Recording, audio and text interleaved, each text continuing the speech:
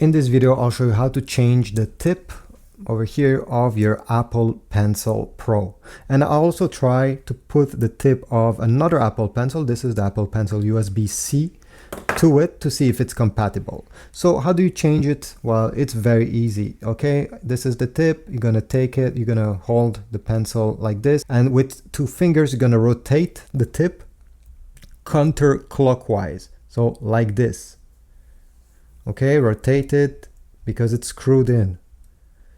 You need to do this a few times, and then you can simply lift it off and it will reveal the Apple Pencil screw, I don't know how you want to call it, and this is the tip over here.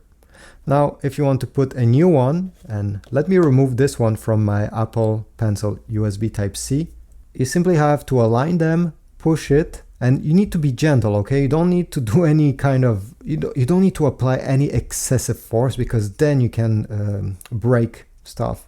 Okay, so I'm simply gently putting it in, and then I'll turn clockwise like this until I feel a resistance. And this is important. Many people are tightening this up really hard like this because they don't want it to move.